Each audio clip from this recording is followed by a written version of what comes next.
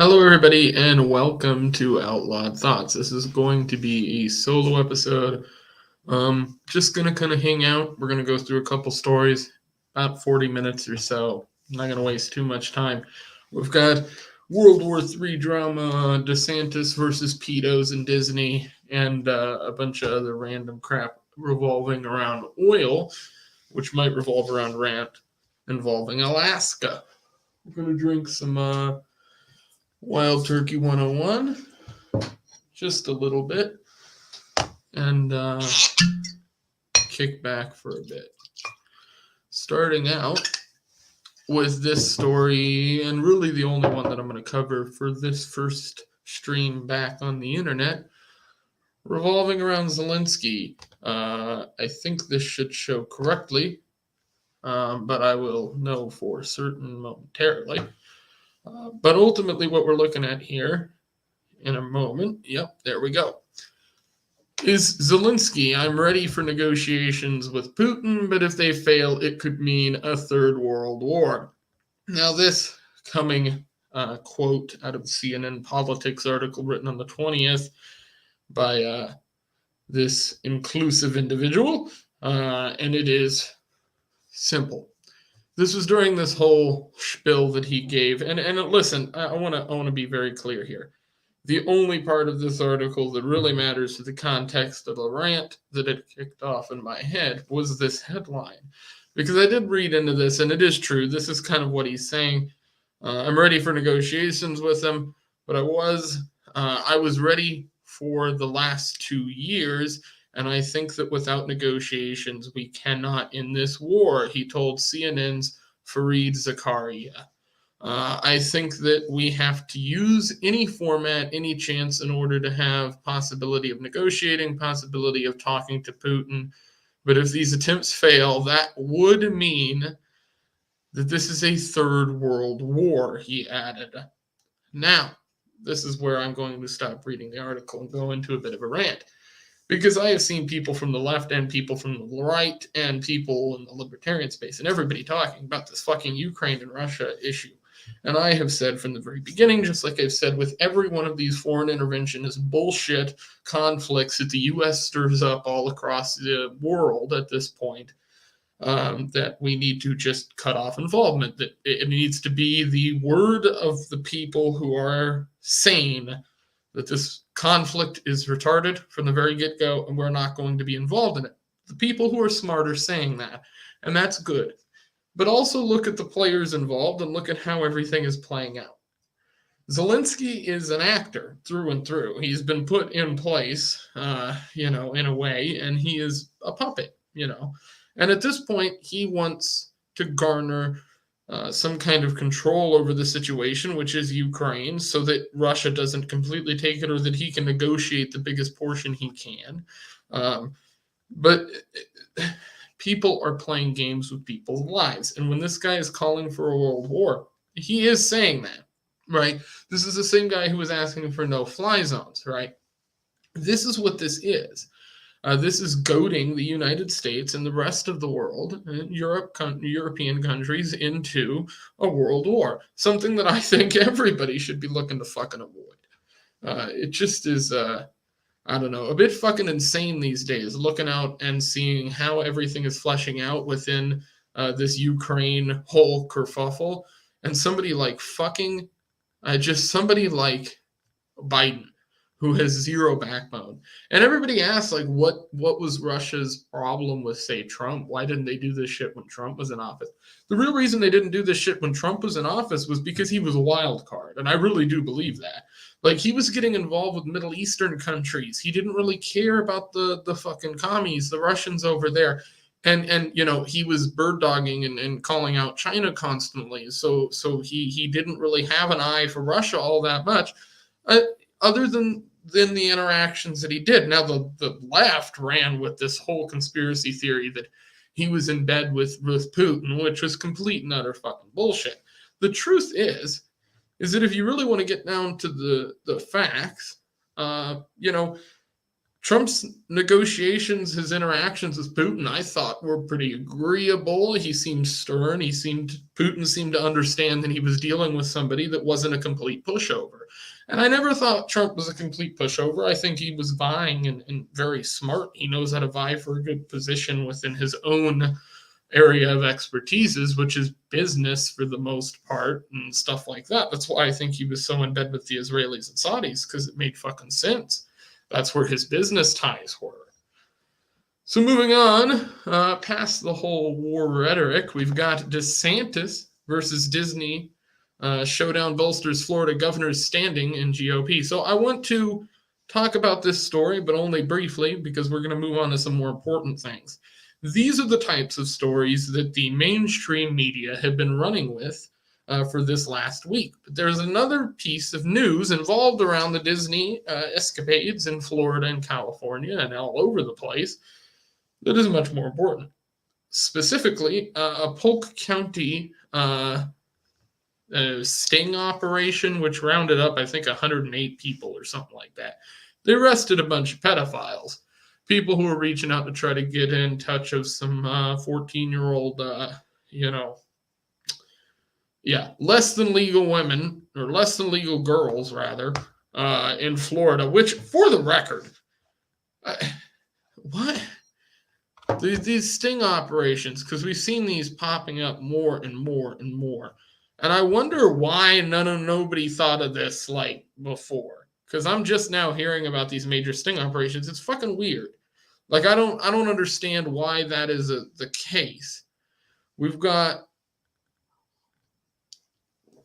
like texting's been around forever, and that's how the majority of these people are being caught, which also, like, just, it's that easy to catch these fucking people. That's what's insane, right? There's enough of these people out there that it's that easy. Like, all you have to do is fucking download an app and start texting people, and they're catching these guys. People think it's some weird, like, chat room stuff. From what I understand, a lot of these people are being caught as easy on just dating apps half the time. But DeSantis versus Disney showdown bolsters Florida governor standing in GOP. We're not really going to read through this whole shit show of an article. This is basically talking about the fact that they're going to sit down and have a conversation, debate things a little bit. Florida, DeSantis has made his opinion clear. This is regarding the quote-unquote, as the left has branded it, don't say gay bill. It is really a school transparency bill is actually the way I would word it. It means that kids that are super young aren't going to be able to be exposed to the gender fuckery and some of that stuff. I've actually read through the bill. It's only 7 pages, and anybody can go look it up. And it irritates me because the media, again, they want to create this false narrative that Disney and Florida are on bad terms, and that's actually not the case. Like, if you look into the history of it, they might be on bad terms now because the way Disney has played their cards throughout this.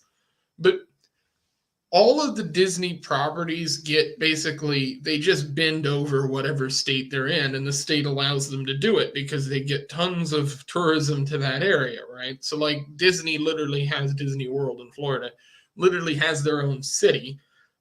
They can do whatever they want there. They could legally build, like, nuclear reactors, things like that. So it's stupid to think that this is some argument. There isn't really an argument here that I've noticed that is other than Disney has to put up a facade, pretend like they are going to stand against this bill, because they were caught with their dick in their hand donating to Republicans in Florida who support this bill. The reason they donated to those Floridian Republicans is because they donate to both Democrats and Republicans. They donate to whoever's winning. This is what most corporations in those areas do. But moving on to something a little more interesting, and I need to make sure the audio on this plays. But this is the Grady Judd live press conference sex trafficking roundup. This is going through all the people that they caught, and he does take some jabs here at Disney that I thought were pretty funny. So we will go ahead and do a bit of a watch along for a couple minutes of this and maybe comment on it. As I get some more whiskey here. Yeah. So let's just jump into that.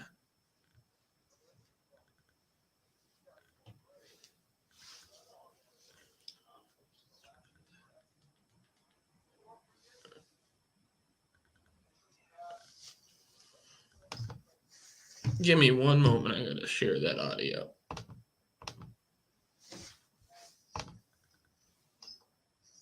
Give me one moment. I gotta share that audio.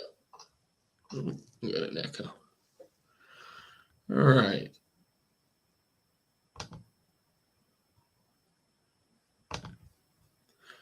Not sure why that isn't working.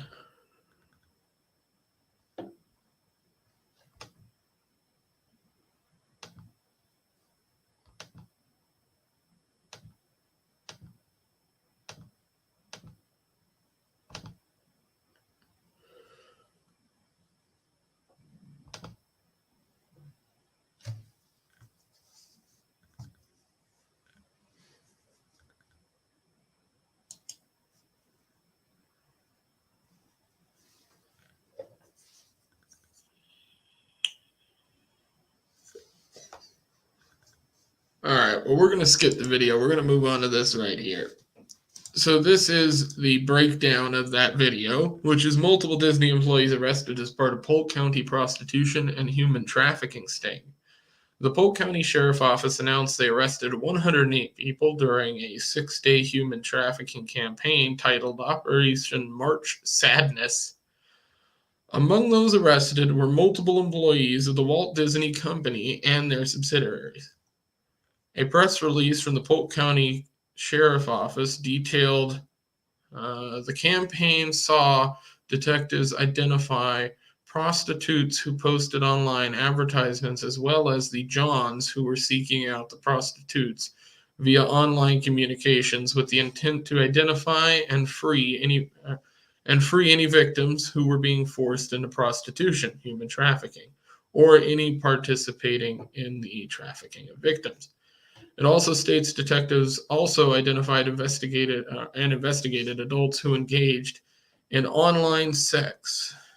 Online sex. So they must be talking about online sexually charged communications with those who believed were children. 4 men were arrested for preying on children online. So that's referring to most likely getting underage people to send them pictures. Wow, that is quite the lineup there. Holy fucking shit. My lord. Seeking a prostitute. This is quite the colorful collection of fuckers. Wow. Florida, look at you all fucking. Look at Florida being all inclusive as shit. They got kid fuckers from all parts of the world. My lord, look at that. Offer to commit prostitution. Wow. Oh my God.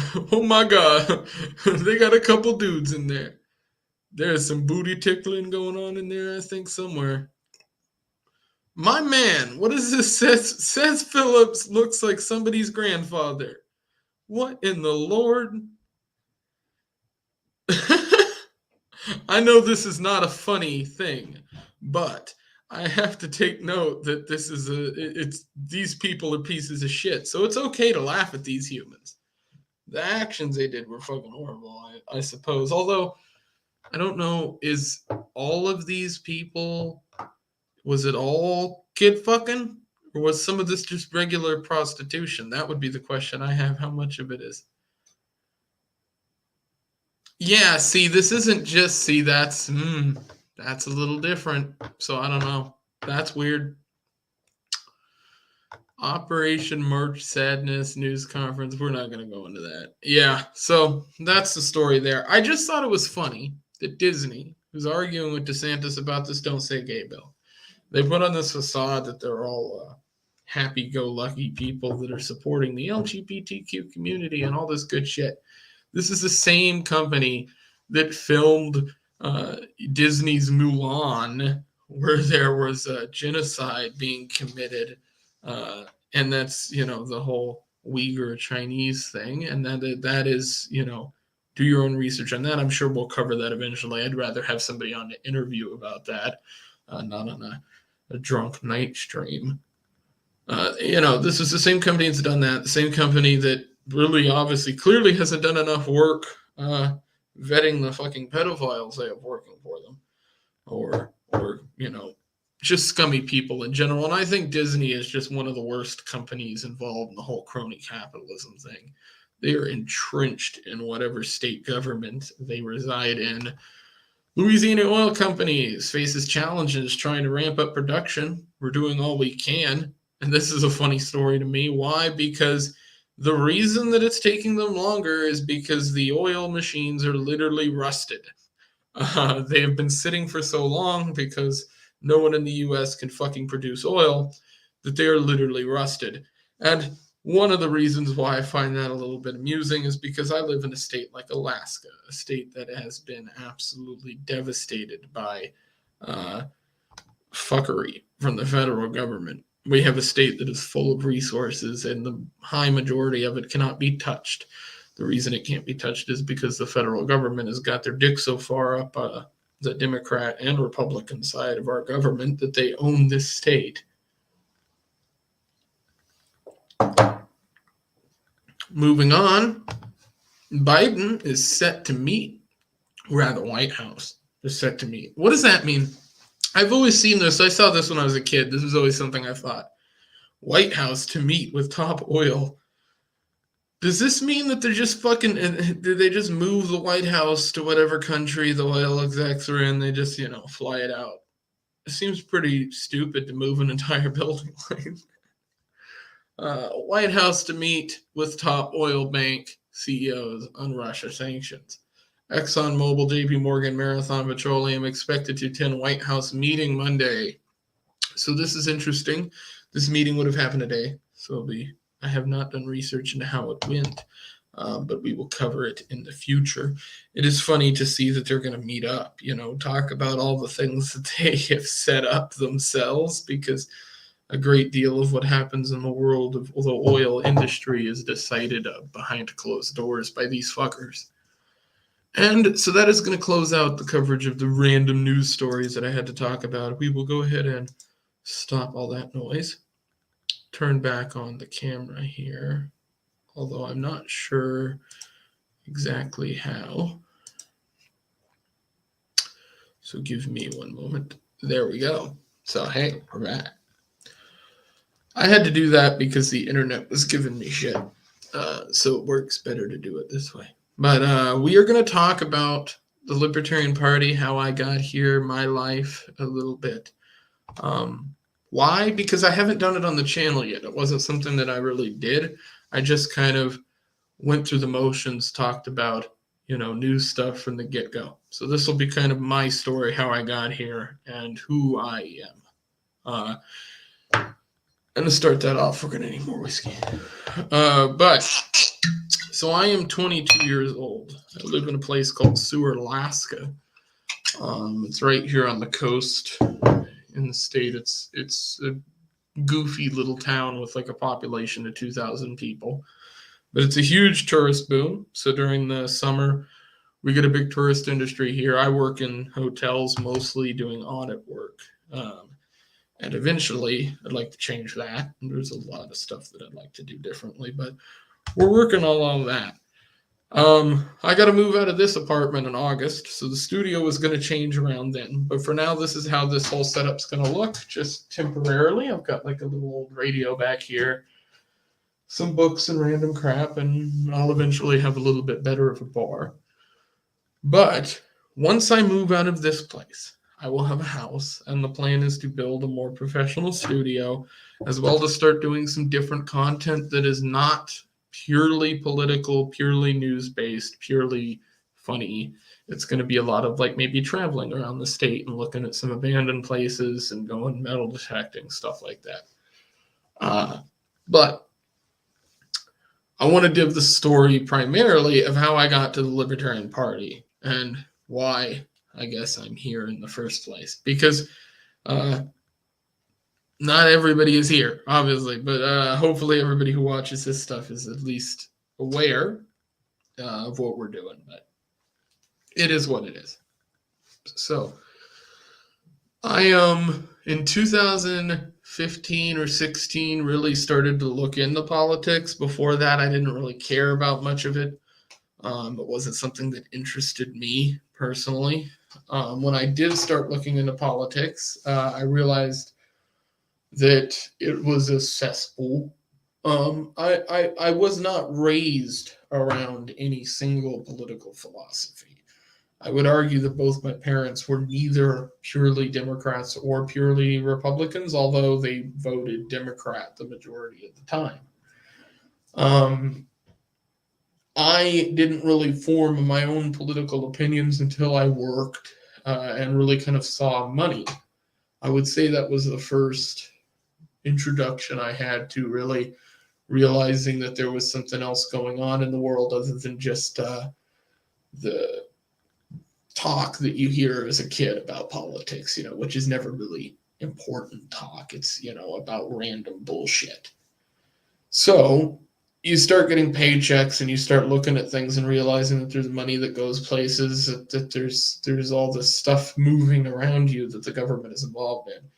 And for me, I was already listening to a lot of stand-up comedy, stuff like that. I got introduced to Legion of Skanks, and I have listened to them now for about a year and a half, longer than I've been a libertarian, technically.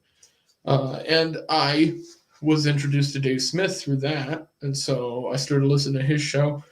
And I had read before that, before any of this, when I was a kid, I remember seeing Ron Paul during one of his presidential runs. And I remember it was during, I believe, I don't want to say the exact moment I remember, but I remember seeing him in the debates.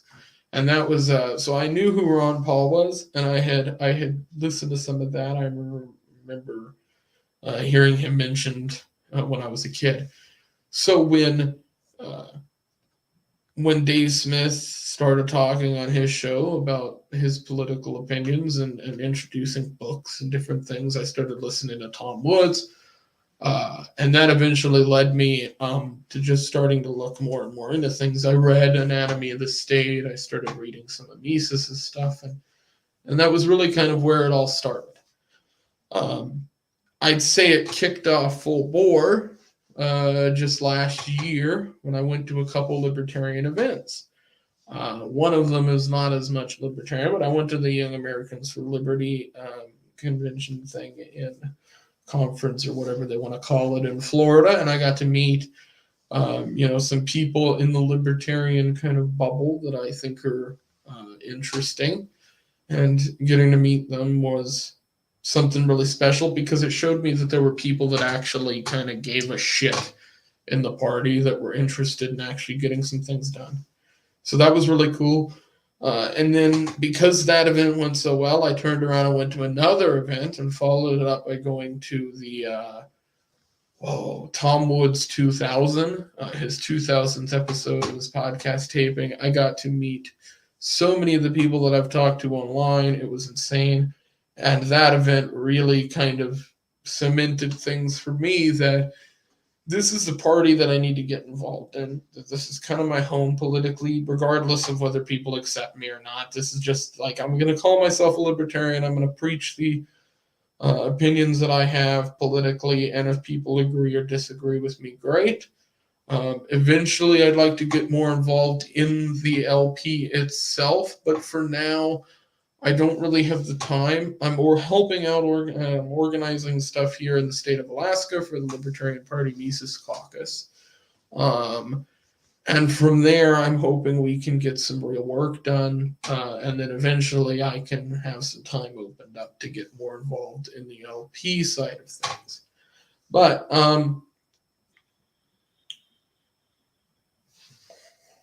it has been about 2.5, 3 years now since I've technically would call myself a libertarian, although I was looking into the ideas before then. I would argue that I really became a libertarian in 2017, 2018. I really kind of woke up to the way things were working. I was homeschooled for most of my life. I never stepped foot in a public school, and I never will. Never something I've ever wanted to do. I find public schools to be absolutely fucking detestable. And that was one of the biggest things that drove me towards libertarianism is there's nobody else that advocates against the public school system. Everybody else thinks it's fucking great. The Republicans, they certainly don't dislike the school system. They pretend like they do. They might want more transparency than the left, but they certainly don't want your kids not indoctrinated.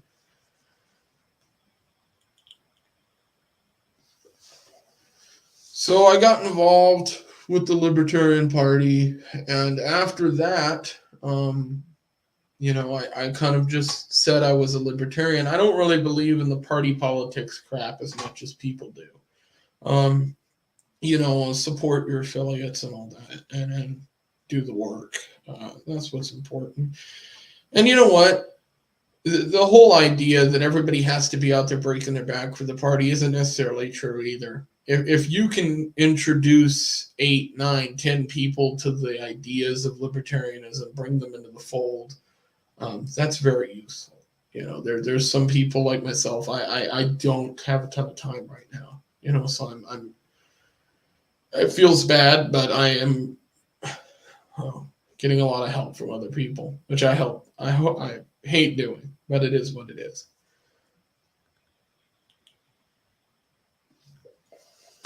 But what the Mises Caucus is doing is really special. I've never seen anything like it. Not to this degree, not with this many good people, not with this big of an involvement. And, the people who are attacking the Mises Caucus, I got in quite the, I didn't get in any kind of debate because she blocked me so quick. But I got into it with this girl named Brianna Cole on Twitter, Coily, I don't know, whatever the fuck.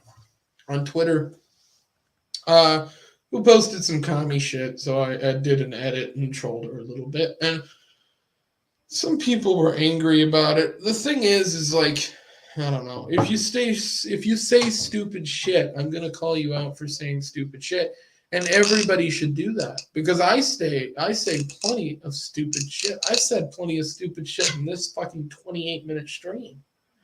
So if I can say that much stupid shit in that little amount of time, certainly you can call me out back. I mean, fuck me. It's like these people have never lived on the fucking internet before. I mean, if you can't survive a fucking Modern Warfare 2 lobby, and that's something that Geeks and Gamers in that group has said great. If you can't survive a Modern Warfare 2 lobby, you ain't gonna fucking survive the fucking internet. Or politics, for that matter. Like, there are some vulgar fucking people out there. I'm not one of them, by the way. My post was very unvulgar. I played some commie music and called you a retard. Is that really the worst that can happen to you? Is it the worst you can take? Because if it's the worst you can take is being called a retard and having commie music played behind a tweet that you posted, then you are capital F-U-C-K-E-D fucked. You're not going to make it anywhere. If that's all it takes to get under your skin, fuck me. How is anybody going to make any moves within a political world or change anything within an activist world if you get butt hurt from a fucking tweet? If people need to get some fucking thick skin, because it's going to get worse. Like, there's a whole election season that's going to happen where libertarians are going to have to be out there on social media trashing candidates on the daily, that are going to have to be debating against and talking against the rhetoric that is put out there from the duopoly. These people aren't fucking prepared for that. They aren't even prepared for their own fucking Twitter feed. They're not prepared to handle anything from a political standpoint when you move into the actual political world. What do you think libertarians are going to do when that happens? These people are going to freeze like deer in the fucking headlights. They're incapable of handling anything that looks like pushback. The second they do, they block or they recede into their little fucking crevices of hiding behind protected tweets. It's pussy mentality. It's the biggest issue I have with the culture we have in the United States of America today. And it's been created in part by the government. It's been created in part by feminists. It's been created in part by bitch-ass men who don't know how to live. And it's been created in big part by the LGBTQ and trans communities. And if people don't like that community, they can suck my fucking dick, bigot.